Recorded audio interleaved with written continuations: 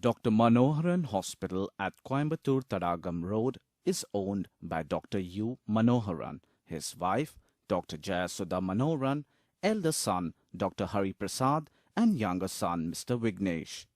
Dr. Jayasudha's 82-year-old father was getting treated in a private ICU room in a Chennai hospital. On 4th September, he suddenly deteriorated with no pulse or BP recordable. But doctors put him on a ventilator and heart IV line and revived him. Information about his condition was given to his daughters. Next day, on 5th September, Dr. Jayasudha and her two sons entered the ICU on the pretext of seeing her father. Thinking that they came out of love for the father, the nurses allowed them inside. After some time, Dr. Jayasudha asked the nurses to go out of the room as she wanted to talk something personal with her father.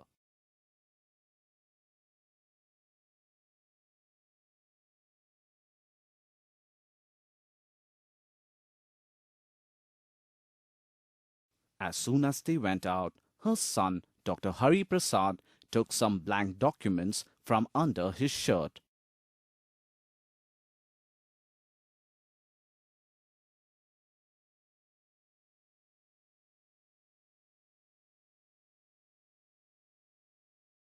They threatened the 82-year-old man that they would kill him and put the blame on the hospital and made him sign one paper.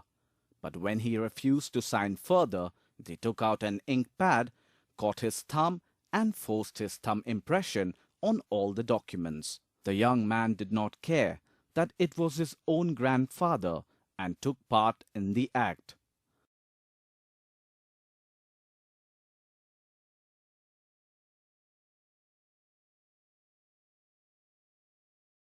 Once done, Dr. Hari Prasad quickly hid the documents under his shirt.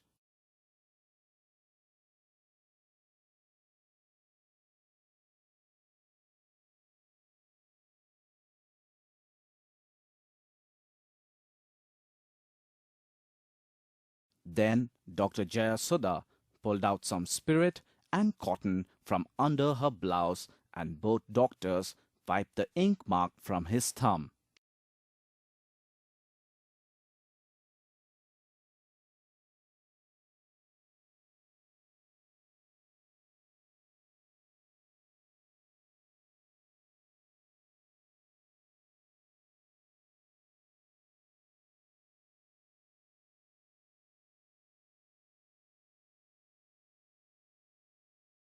Though very weak, the patient protested. In order to shut him up, Dr. Jayasudha bent under his cot and unscrewed his heart IV line. This caused her father to bleed out on the ICU floor while she sat in a chair and watched him bleed to death. The ICU nurse saw some documents through the glass door and rushed in with the duty doctor and the hospital AO. Dr. Hari Prasad tried to remove the patient's file from the ICU, but the DMO caught it. But in the confusion, Dr. Hari Prasad slowly slipped out of the ICU without anyone noticing. In this clip, you can see him going out of the hospital alone. Meanwhile, the patient protested to the DMO, but Dr. Jayasudha denied the whole thing. The father's blood continued to trickle to the floor drop by drop.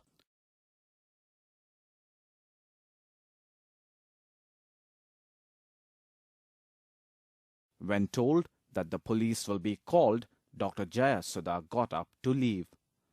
The disconnected IV line fell to the floor for all to see.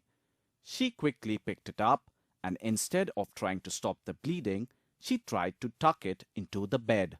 The ICU nurse took the IV line from her, connected it, stopped the bleed and saved the patient. As Dr. Jayasudha was walking out of the ICU, the hospital staff noticed the blood stain on her hands. She panicked that all saw the blood, called her son and ran out of the hospital before people could realize its implications.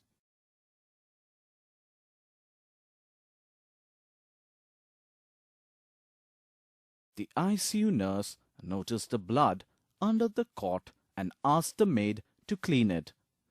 Even then, no one understood what was going on. Only when the whole episode was reviewed on the CCTV camera did they all understand that this was an attempted murder of own father and own grandfather caught on cam without culprit's knowledge. The entire unedited CCTV footage was immediately handed over to the Chennai police. What is a visitor to the ICU doing under the cot of a patient? How can a screw-type heart IV line unscrew itself, and how is blood seen on the floor?